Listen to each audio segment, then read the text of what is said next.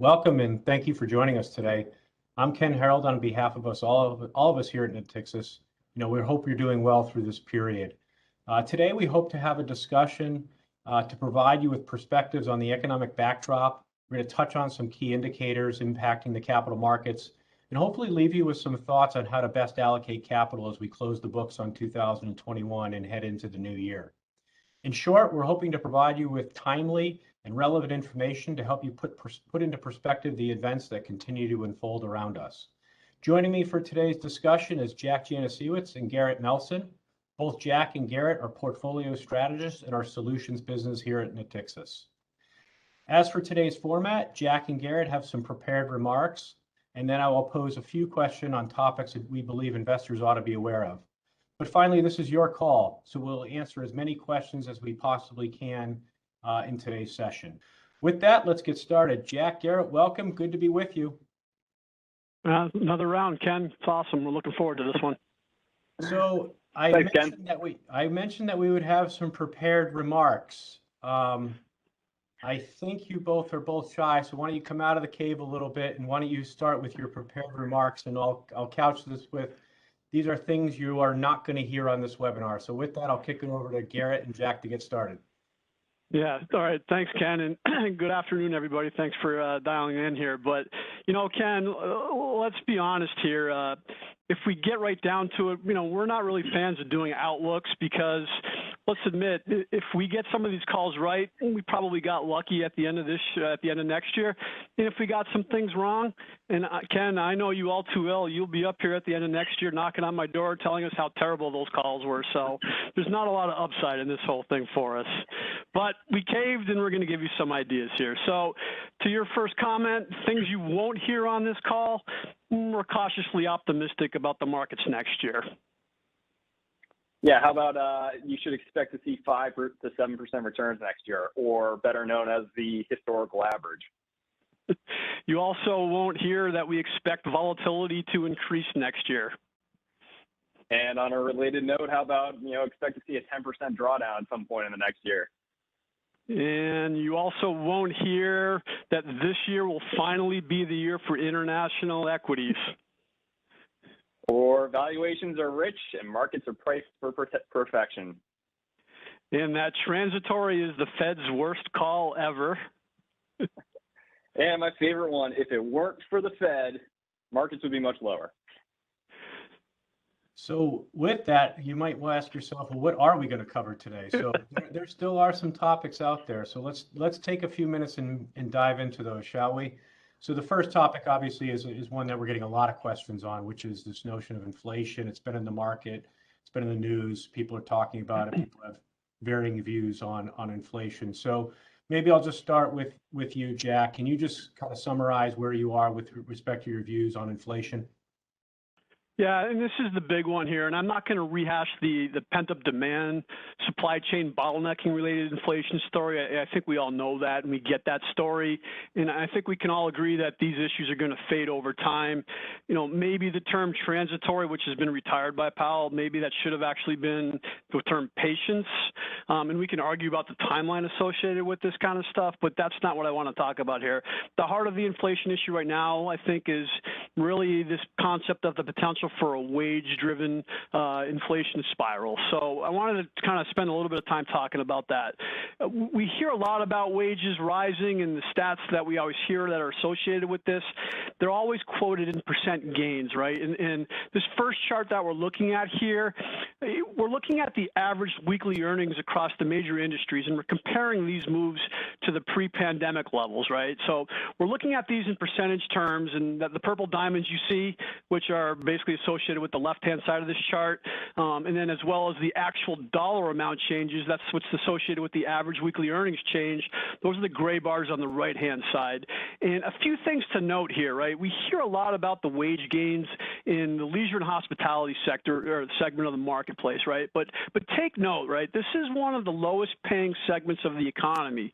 So we hear about these 16% gains in earnings since the start of the pandemic, that actually might sound pretty concerning and alarming, but the actual dollar amount gains associated with that level, it tells a very different story, I think. So let me run through an example here, right? A person in leisure and hospitality probably makes around $400 a week. And that, if you look at the pre-pandemic to today's change, that's about a 16% increase. And that means $64 a week. That's what the equivalent 16% increase is.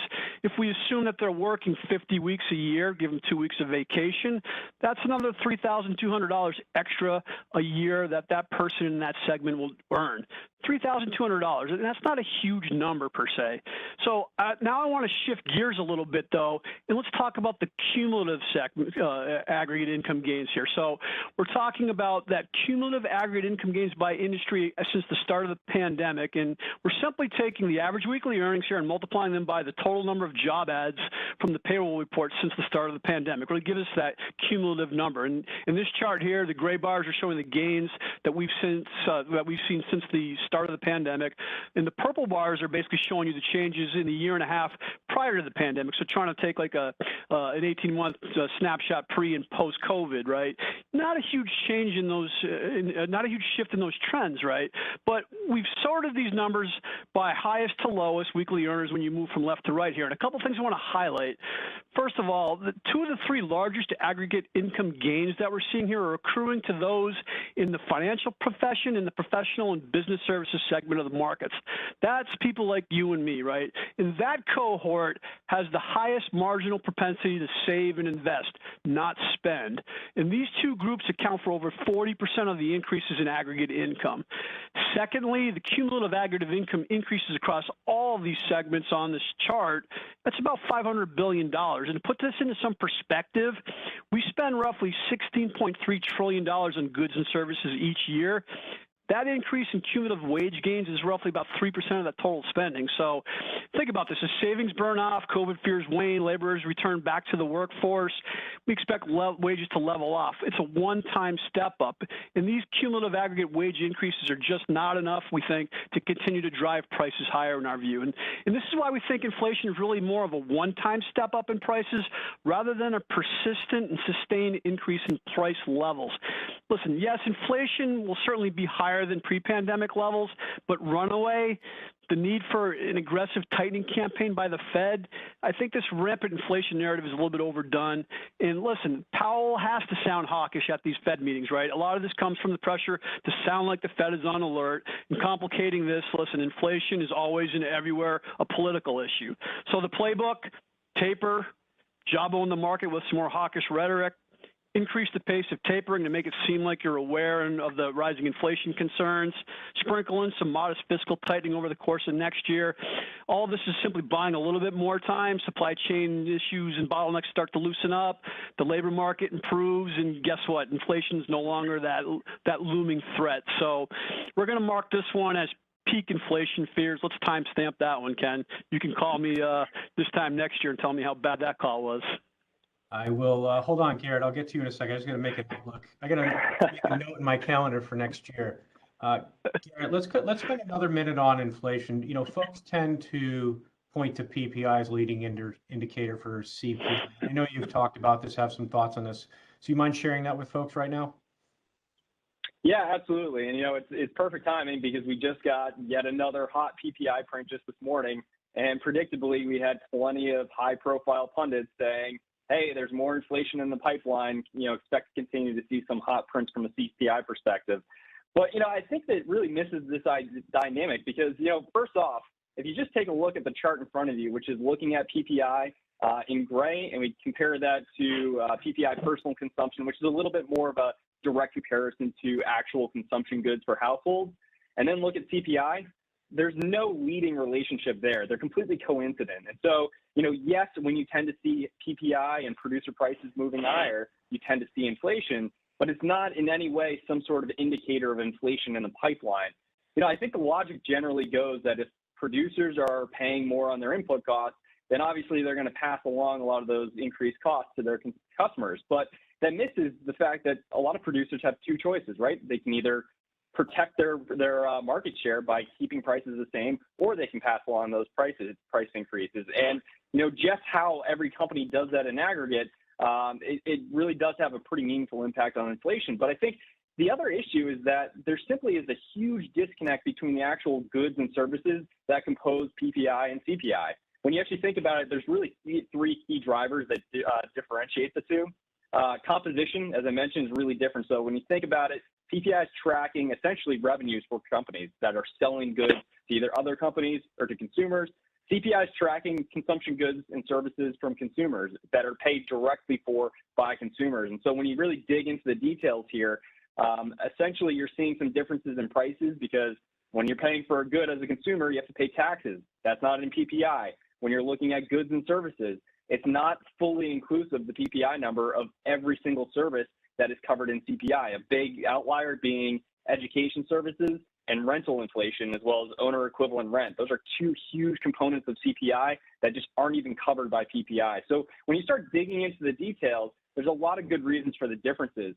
But the other one, besides being a kind of an indicator for inflation moving forward, is this idea that you're seeing on the next chart that PPI versus CPI tends to be a good indicator of corporate profit margins.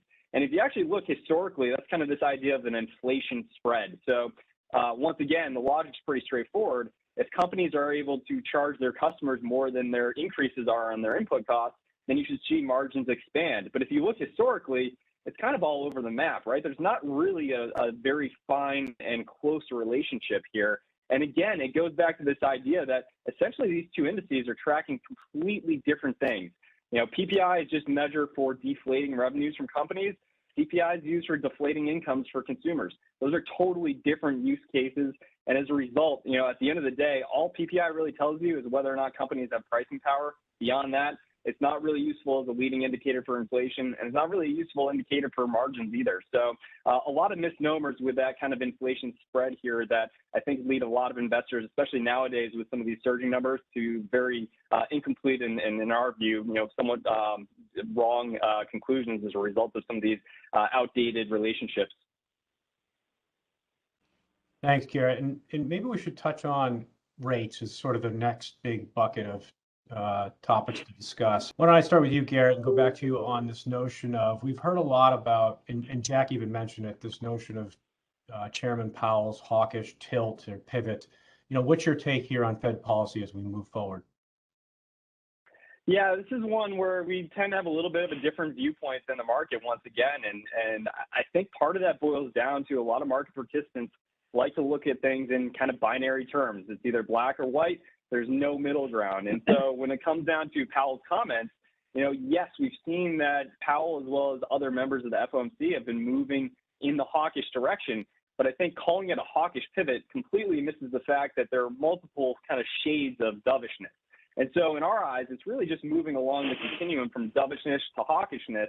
But when you really think about it, I mean, with the recovery as advanced as it is, growth as strong as it is, inflation as high as it is, and labor market recovery really underway, making significant progress, we've never seen the Fed as easy as it is this late into that type of recovery. And so by calling that hawkish, I think that's kind of missing the point that this is still a very dovish Fed. It's just less dovish than what we've seen over the past couple months, and that really makes sense. But that kind of ties into the policy path moving forward, which is, obviously taper has been front and center. The Fed certainly learned from mistakes in the first go round with tapering back in 2013, avoided any sort of taper tantrum because unless you were living under a rock, you knew tapering was coming. And so it's very well telegraphed and very much advanced notice from the Fed before tapering started. But I think a lot of investors now, especially with this idea of Powell shifting and suggesting an accelerated taper pace, that again is shifting in the kind of binary terms. All right, we're not dovish anymore, we're immediately hawkish. And when you look at tapering in particular, I think, again, it's a little bit of a misnomer. It's not tightening of policy. When you really think about tapering, you're essentially withdrawing and just reducing the pace of additional easing. So you're just not easing as much, but you're continuing to ease, right? So at a certain point, when you finish tapering, yes, you're not providing any additional accommodation, but you're not necessarily tightening policy either here. So I think that's a significant misnomer. And if you look on this slide, this idea of liquidity being withdrawn from the system because of tapering, I mean, that completely misses the mark here. When you think about the Fed's balance sheet, most investors, I think, look at the asset side of things. What you're looking at on this next slide is actually the flip side, right? The liabilities. So when the Fed's buying assets, well, it has to create a liability, right? And the vast majority of that liability comes in the blue area. That's simply bank reserves, excess liquidity that's parked at the Fed. The interesting twist this time around is that what you've seen is that there's so much excess liquidity out there, you're getting even more of that liquidity parked back at the Fed through this idea of the reverse repo facility that you see in the gray. So tapering, even rate hikes, it doesn't change the backdrop, which is still extremely accommodative and very much flush with liquidity. So, what does that really mean for policy moving forward here? I think investors are kind of jumping the gun, and you're starting to see a very aggressive rate path priced into markets here. And so when you think about with liquidity maybe being withdrawn, or at least, accommodation moving to something that's a little bit more neutral, if we jump to the next slide here, you can see just how far ahead markets are getting in terms of how aggressive the Fed's going to be. If we see a lot of these measures start to fade in terms of inflationary pressures that Jack just walked through, well, you start to see this dynamic where maybe you don't necessarily need as extreme of a lift-off and a rate path cycle as what markets are pricing in. And so I think the key to look at on this slide here is essentially this is the market's pricing of rate expectations. And I think the most important line on it, or two most important, would be the light blue. That's the expectation for rate hikes in 2022, and the purple. Essentially, you're seeing about 6 hikes priced in over the next 2 years here. And if you kind of go back to what Jack was running through, the Fed moving a little bit less dovish, kind of jawboning the market. Market's obviously very much concerned with inflation. Well, you start to see that the market does a little bit of the Fed's bidding here. And as you start to see that a lot of these bottlenecks work their way out, labor supply improves, potentially a fiscal tailwind moves to something a little bit more neutral, a lot of those inflationary pressures start to resolve themselves. And you probably get to this dynamic where risk appetite is going to be supported by maybe this idea of a dovish pivot from the markets, not from the Fed, but markets having to walk back some of those aggressive rate hike expectations here. So I think, again, it's the market certainly is getting ahead of itself, and it has a long history of doing that. We might actually be setting up for a potential of policy not being as hawkish as markets are currently pricing in the months ahead. Thanks, Gary. That sort of begs the question, Jack, is, what do we think about the longer term trajectory of rates here? Because the Fed sits on the front end, but the market conditions, inflation expectations, things of that nature drive the long end. So what do you think about the trajectory of rates from this point go forward? Yeah, and we keep hearing about that sort of more fundamental side of the equation when we think about markets and where bond yields should be. And of course, everybody keeps arguing that bond yields should certainly be higher given the inflation concerns that are out there. The bearish calls keep calling for rates to explode higher, citing all sorts of catalysts from inflation to deficits to aggressive spending. The list goes on and on here. But, these conversations seem to always forget a powerful side of the story, and it's not just about the supply side of the equation, but it's also about the demand side of the equation. And we've done quite a bit of work on this and simply looking at the demand from basically what we would consider the price insensitive buyers in the marketplace for, let's say, high quality liquid assets. And quite frankly, there's a shortage of them out there, right? Think of all the asset liability matchers out there. Think of insurance companies, pension funds, sovereign wealth managers, reserve managers, banks that need to meet their high quality liquid asset hurdles. That list goes pretty long. And what's interesting, and I'm going to give you an example of just what we're seeing just from overseas buying here. This is from one of the IMF studies that came out in 2019. So I'm pulling the data from that report. But what you're looking at here, the IMF just tracked a lot of the foreign cross-border flows that are coming into U.S. dollar credit investments, right? And so you can see on the left side here, we're talking about 2013 as one of the base comparisons, and we're looking at life insurance managers coming out of Korea, Japan, and Taiwan. And you can see here the total cumulative assets under management for just these 3 segments here. But if we look to the right, what were they investing in? And you can see they were investing in some cases U.S. dollar credit. And just to give you a sense, the IMF has estimated that back in 2013, these 3 lifers all were roughly taking down about 8% of the U.S. dollar credit market on the investment grade side. So pretty impressive. But if we fast forward to 2018, you can see again the lifer assets almost doubled, and they still have to pour some money into the U.S. credit markets. You know, all of a sudden they went from 8% of the U.S. credit market to 11%. So the point being, these are asset liability matchers that have to own fixed income. These guys are piling into the U.S. bond market. And why is this important and why is this happening? Well, again, let's look at the size of the insurance assets, which is what you're looking at here in the gray bar. Let's look at the size of the domestic corporate bond markets here. That's what you're seeing in purple. And all we're simply doing is the ratio, right? You can see here, for example, Japan life insurance assets are roughly almost 24 times the size of the domestic corporate bond market. And you can see going across the board, these life insurance assets are dwarfing those domestic markets. So what happens? That money has to find a home. Who's got the biggest most liquid market out there? Who's actually got some yield out there? The U.S. bond market. And so the point being here, you've got basically all sorts of these asset liability matchers out there, these price insensitive buyers. And I'm just giving you a snapshot of life insurance companies out of Korea, Taiwan, and Japan. You know, this is emerging into the emerging market backdrop. This is all continuing to grow at leaps and bounds.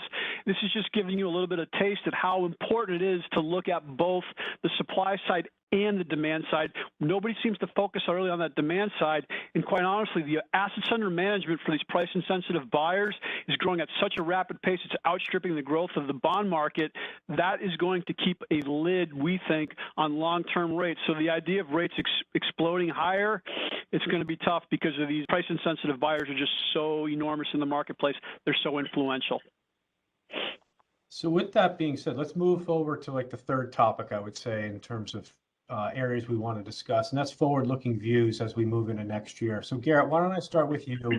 And I think either you or Jack alluded to it, and the things that you're not going to hear on this webinar is that you're not saying that international is going to outperform the U.S. So you're still bullish on the U.S., you know, and many investors are sort of wondering how to allocate capital. But can you talk about your views on the U.S. versus the other parts of the world?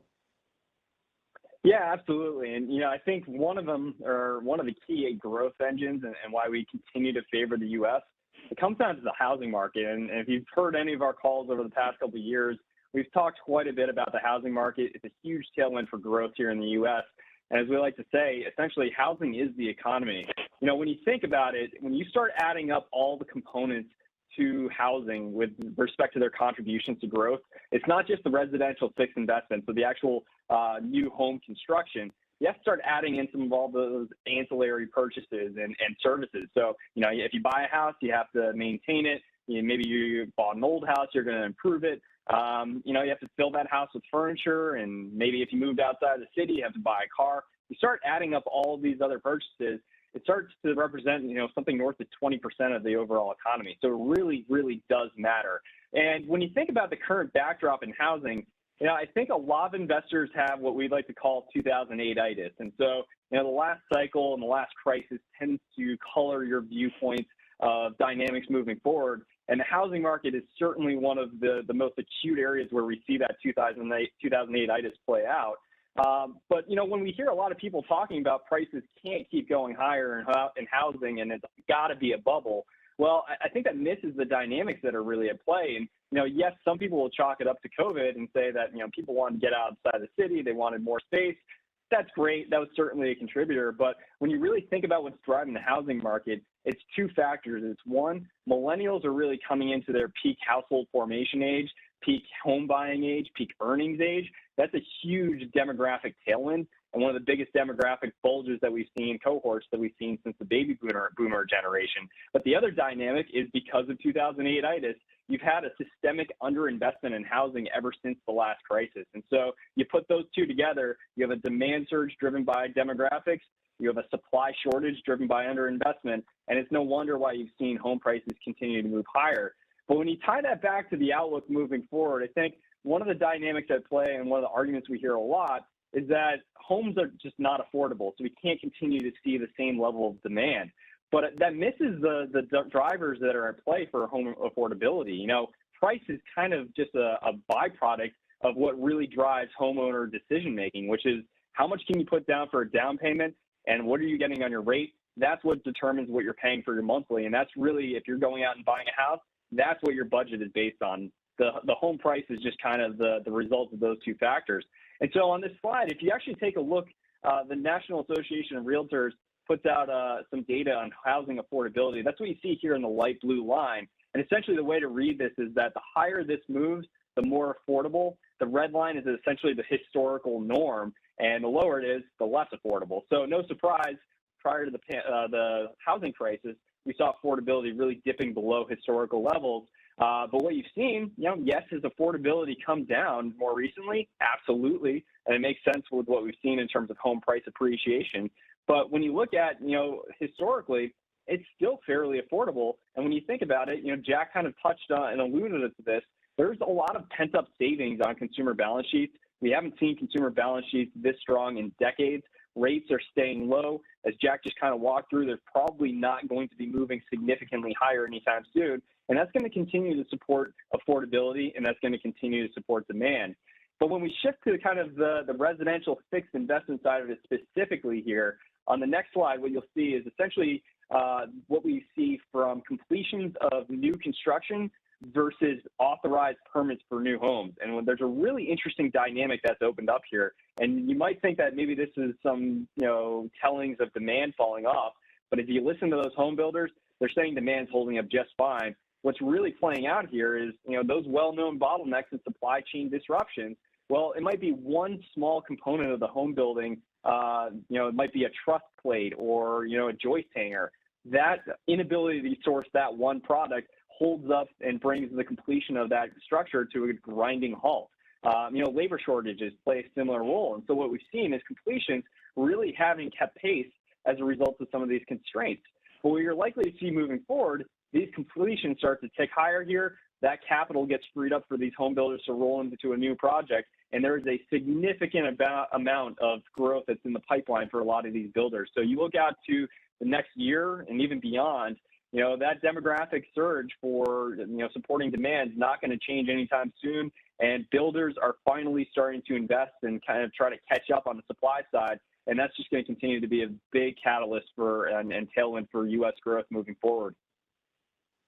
Thanks, Garrett. And Jack, why don't I turn back to you? I mean, obviously housing has a lot of momentum behind it. What else do you see as a positive catalyst for the U.S. economy out there? Yeah, a couple other things I think I would add. As Garrett mentioned, housing is a big portion of that bullish story. Let's think about inventory restocking, right? I mean, we went through the COVID crisis. The blueprint for most of the corporate America was basically a recession blueprint because we didn't really have any other things to think about in terms of a pandemic from a prior experience.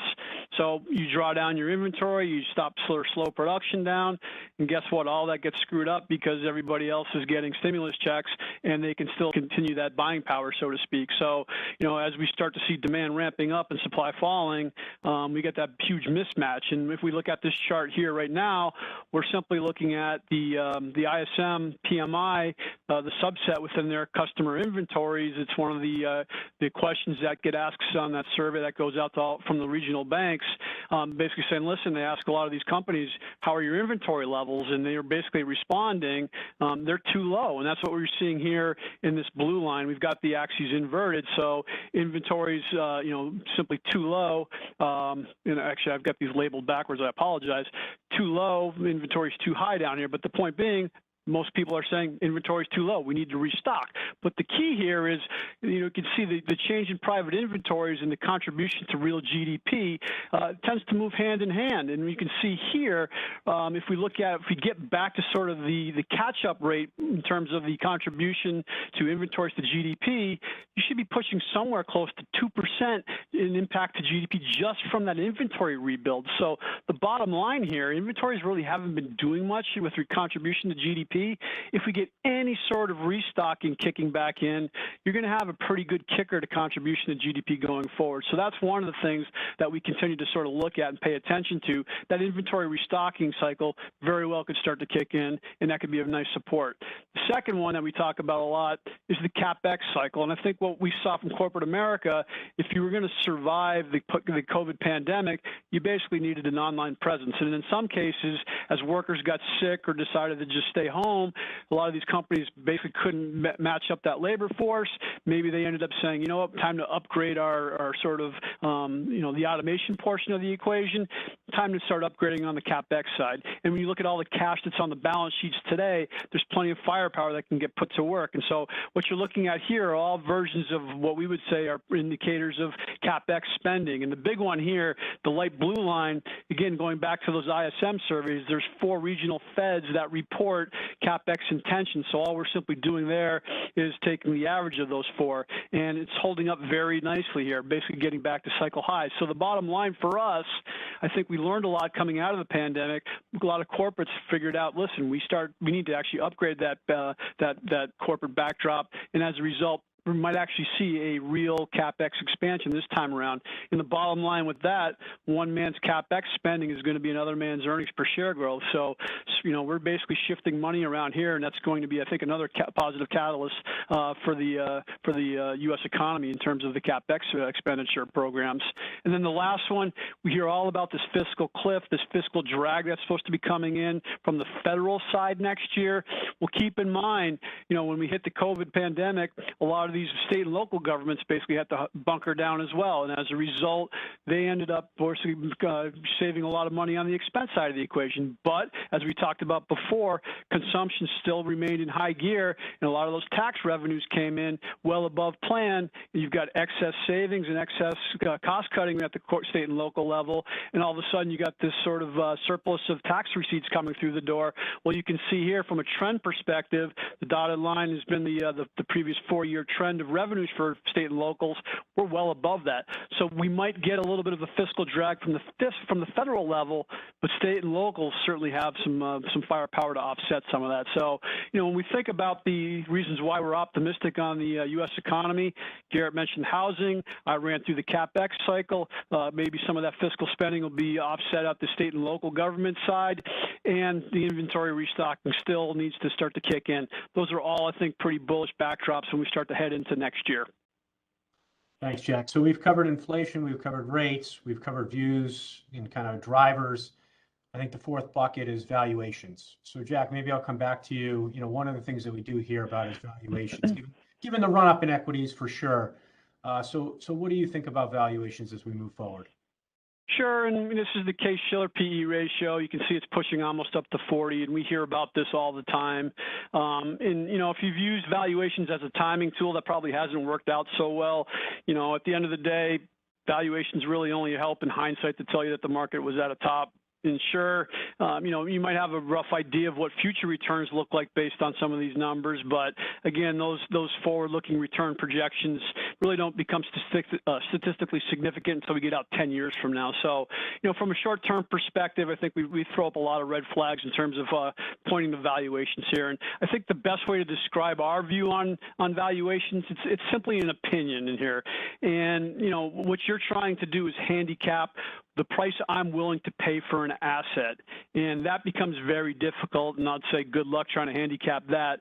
So from that standpoint, I think, trying to use valuations as a reason to turn bearish on the market, you're probably going to have some regrets in terms of looking at that. The other thing I wanted to highlight, though, and this tends to get ignored quite a bit, it's the demographic story. And again, Garrett touched on this with the millennials coming into that sweet spot in the household formation. Think about that household formation. You're actually getting into peak earnings as well. What does that mean? All these millennials are now starting to get a little bit more money. They're going to have some money to be able to set aside for retirement. They're going to be investing in their 401ks. They're going to be investing in their own separate accounts.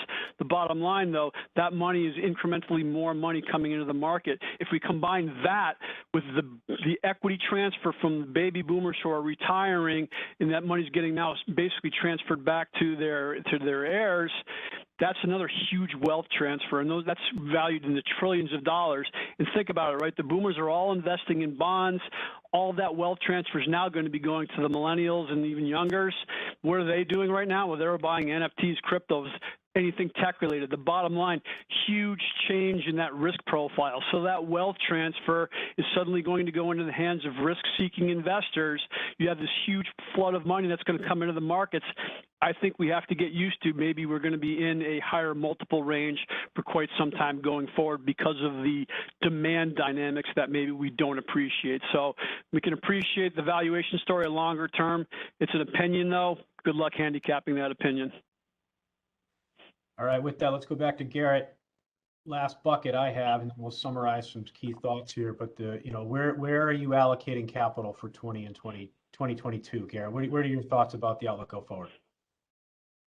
Yeah, well, I mean, kind of based off of our outlook so far, what we've run through the growth picture, it shouldn't be much of a surprise that we continue to feel that an overweight to equities makes sense for next year. And obviously, with the growth picture here in the U.S., continuing to overweight the U.S.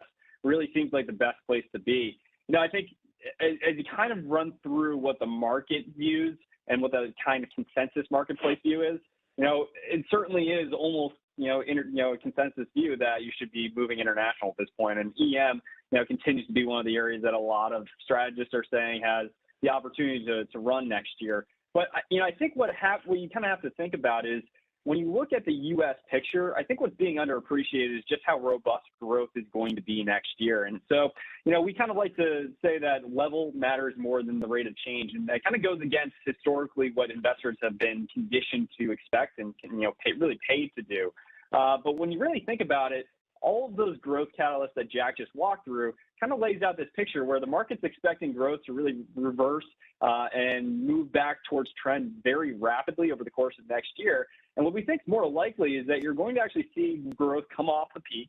So yes, we saw the peak in growth this year, but it's going to plateau at some very elevated levels relative to trend. Eventually, do we get back to something, a world that looks much lower in terms of, trend growth, probably similar to what we saw prior to the pandemic? Sure, but it probably takes, 4 or 6 quarters or so to start really moving down towards that type of backdrop. And when you think about it, the U.S. is going to be the one that benefits the most on that, and the U.S. has the highest dynamism in terms of corporates being able to really adapt to that higher growth regime. And so if you jump to the next slide here, I think it's no surprise that when you consider just how robust growth is in the U.S. relative to growth outside of the U.S., it really shouldn't be much of a surprise that you've seen in terms of revenues. The U.S. has fully recouped the drawdown in revenues through the pandemic, and you haven't seen a single major global region do the same outside of the U.S. And when you put that together with the dynamism of U.S. companies, some of those operating leverage gains, it's no surprise that you have higher top line growth, and at the bottom line, you're seeing far more robust bottom line growth. So, it's really hard to allocate against that when you just don't see as compelling opportunities from corporate fundamentals abroad. So what kind of changes that picture here? I don't necessarily want to say that this is going to be the year for international equities, as clearly we're not saying that, but it might be kind of a year of two halves, right? So for the first half of 2022, growth stays really robust here in the U.S., and I think U.S. equities continue to outperform. But when you think about what really drives international markets to outperform the U.S., it really comes down to higher rates of growth and synchronization in that growth. And what I mean by that is when you think about growth in 2021, we had all of these rolling waves of COVID. We had very disjointed rollouts of vaccines, certainly taking a lot longer to reach some of those less developed portions of the global economy. And so you were left with this very asynchronous growth backdrop. Something else that contributed to that is, zero COVID policies in a lot of these Asian countries. Well, as you look to next year, you've had COVID probably starting to fade away. It becomes a little bit more endemic. More and more people start to just adapt to this new normal where COVID is a thing, but we kind of, figure out a way to live with it. You start to see that get adopted much more so in some of these Asian and EM countries. And you can start to see this backdrop really emerge where growth starts to synchronize here. And so why do I highlight this chart that you're seeing, this last one? It's global PMIs, and we're looking at, again, some of the major economies. What is that kind of last area where, international markets really sustainably outperformed U.S. markets? I think the best example of that is 2017. And what did you see in 2017 here? Well, you saw Eurozone PMIs really surging well above what you saw from the U.S. And more importantly, you saw that Japan and EM was also participating in that, in expansionary territory, not necessarily running above U.S., but still participating. And that's the type of synchronization that you really need to see. What did you see here more recently? Well, U.S. and U.S. and Europe, well above what you're seeing out of EM and Japan. You start to look into the back half of next year, and I think you start to see these all converge at higher levels. And that's going to be an environment where I think that your international trade can start to get a little bit of a foothold here. So again, maybe a little bit of a story of two halves. U.S. outperforms for the first half, but there might be an opportunity in the back half of the year for international and EM to make a little bit of a run at a catch-up. With that, that's the last big topic. So maybe we'll just summarize a few key thoughts here. Maybe we can summarize this from what you did hear as opposed to what you didn't hear on this session. So maybe I'll flip it over to Garrett and Jack to talk about a quick summary thought, and then let's take some questions. I do have a couple of questions that have come in, so I just want to get to those. But Garrett, Jack, take it away.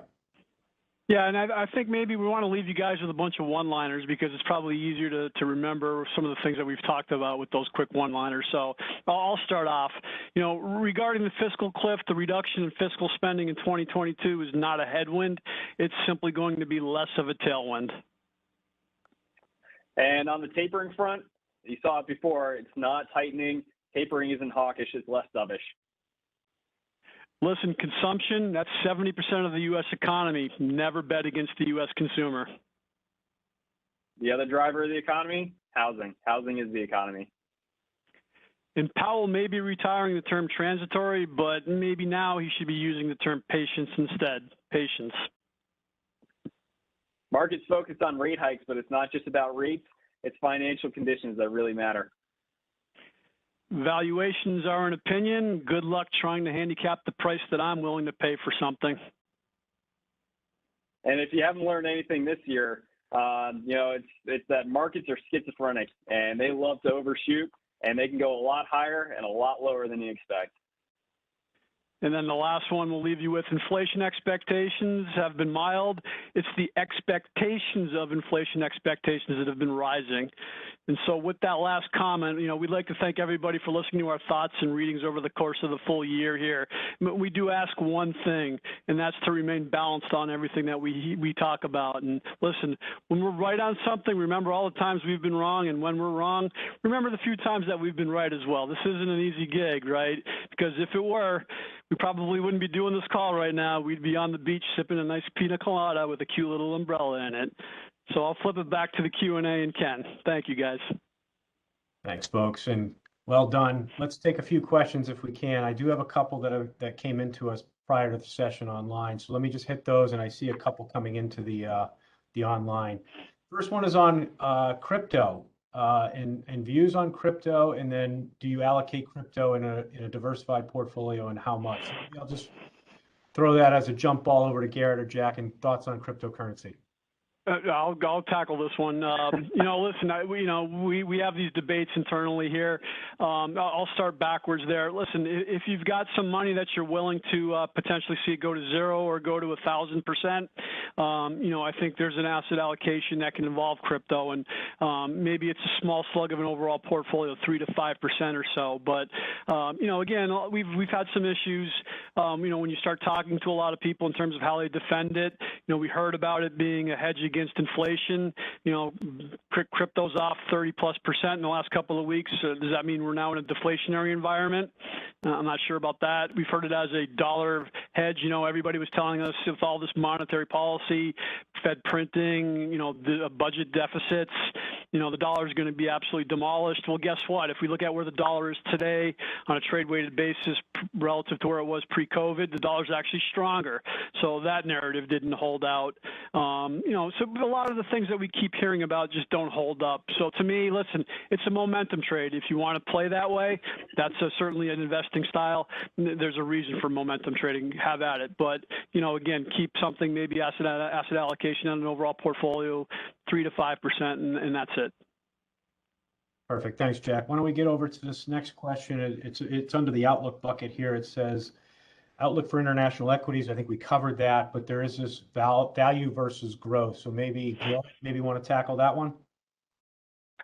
Yeah, absolutely. So this is an interesting one. I like talking about it because, to me, it boils down not to value versus growth. you need to kind of break down that value bucket even a little bit more granularly. And I think where the opportunity is not in value. You go back to that kind of growth picture. If growth is really, and specifically nominal growth, is going to continue to remain robust, and consensus expectation is about 7% growth, that's well above pre-crisis trends. That's a really, really positive backdrop for cyclicals to continue to perform. You think about, again, that operating leverage story. Those cyclicals are really the ones that have the highest exposure to operating leverage. And so when you have higher levels of growth, that just is essentially incremental revenues and earnings that just accrue to the bottom line. And so, I think there's a good case to be made for somewhat of a barbell. Growth is going to continue to remain big. Jack kind of walked through the Capex picture. A lot of that spend is getting redirected towards technology, and consumers are going to continue to spend on tech. I continue to think that is an area that remains bid. But on the flip side, I think there's a strong case to be made for cyclicals to continue to perform in a really robust growth environment next year. Not necessarily the entire value complex, but the cyclicals specifically. Thanks, Garrett. And we have another question here. This one came in from Lawrence online. It's about China. China ? Real estate crash ? Contagion ? So our kind of question, and I mean that seriously. Jack, maybe I'll go back to you for thoughts on China. Yeah, listen, I would basically call this maybe a controlled rebalance. I mean, remember, from the China perspective, right, they've been trying to rebalance the economy for quite some time. It was heavily reliant on exports and fixed asset investment. Fixed asset investment tended to run through the real estate and infrastructure side of the equation. They're trying to shift more to a domestic demand story, but it's going to take some time. The other thing to think about, though, is they're also in the midst of trying to deleverage the economy, and a lot of that leverage has been in the real estate market. So I think what they're trying to do is discourage a lot of the real estate investments and a lot of the real estate developers there to cut back on the leveraging, and they've made an example out of Evergrande. But the bigger picture, you have to remember that real estate is such a huge portion of the Chinese economy that to let it absolutely implode, you're going to have a ripple effect that would be devastating across the entire economy. So, listen, if the real estate segment of the marketplace starts to really unwind, you're certainly going to see support step in. That's just too big of a risk for the Chinese economy. And with the command and control economy, the PBOC and the CCP can certainly backstop this. So, from a moral hazard perspective, the real estate portion of the Chinese economy is too important. They will certainly try to ring fence this, do a controlled and managed sort of restructuring, if you will, but an absolute outright crash, it's too big of the economy. They won't let that happen. Thanks, Jack. And Lawrence also asked for the slides. So Lawrence, we'll get you a copy of the slides. If reach out to your Natixis representative, but if not, find me and I'll make sure you get a copy.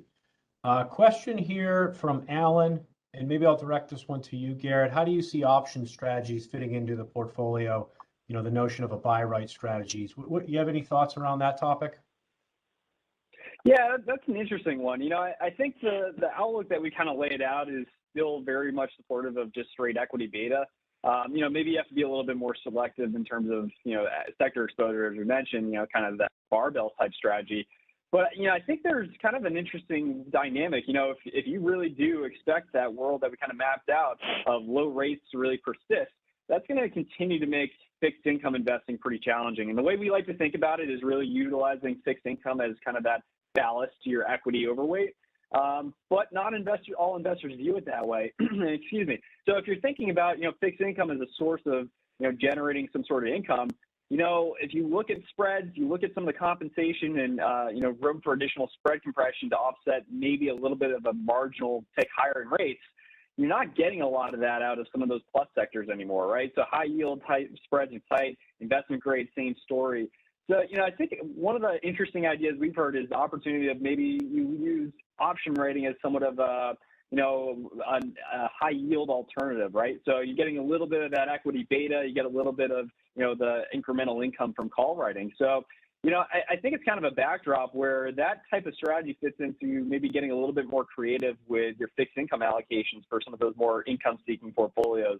When it comes to just, general total return though, at least from our perspective, we like to think about, the best places to take risk is probably going to continue to be overweighting equities. And so we like to offset that with a higher quality bias in our fixed income. But, again, some of those alternatives might be a little bit more interesting in a low yield world that we continue to see moving forward.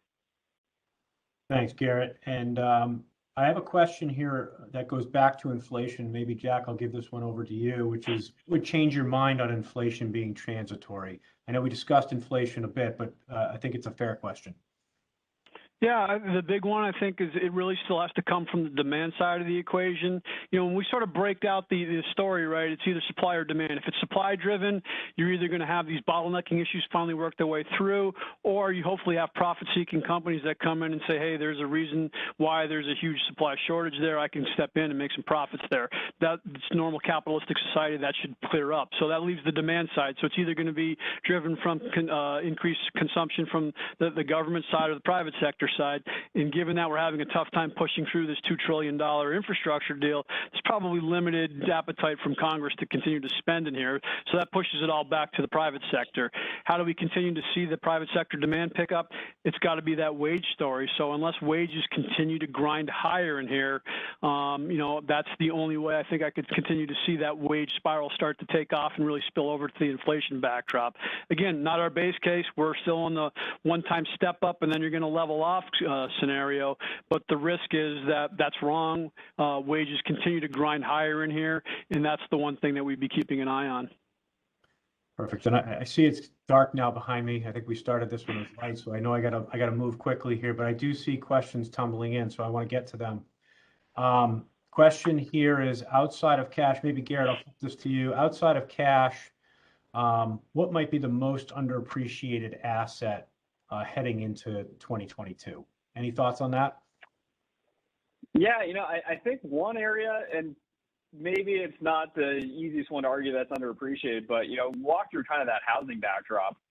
I still think home builders and kind of the home builder sector and industry is probably one of the best opportunities next year. And yes, we've seen a little bit of a rebound here, but, even with some of the market turmoil over the last couple of weeks, we actually saw that home builders have been one of the leaders in terms of performance there. So even on the upside and the downside, they've been holding up really well. So, maybe you could argue whether it's underappreciated. I still think that it has a lot of runway to continue to move higher here. That's probably where I'd say that, the potential growth is underappreciated.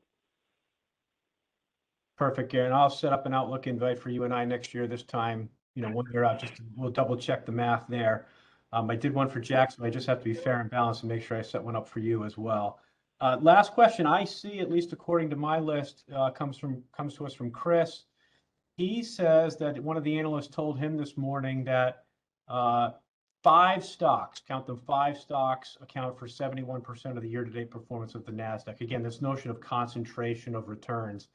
Would love to hear your thoughts on it. Jack, what's your thoughts on the concentration of the stock market?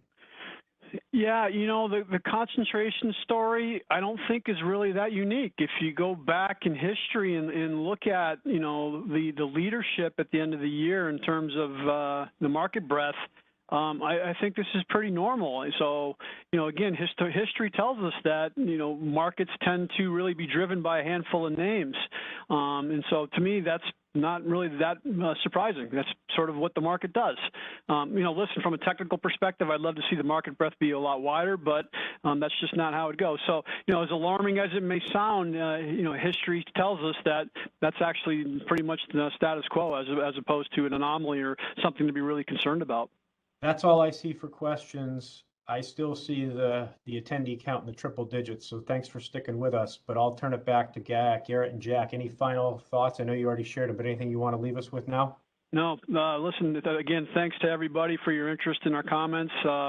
Good luck into the end of the year. Everybody have a safe and prosperous holiday season, and we look forward to another good year in 2022. So thanks, everybody. We appreciate your support and your partnership. Perfect. And like I said, we'll get a copy of the slides out if folks want them. And then, it's worth mentioning, Garrett and Jack do a nice job of publishing pretty regularly, mainly through their dashboards and other mediums. So if you want to get on the distribution list for some of that, please find your local Natixis contact.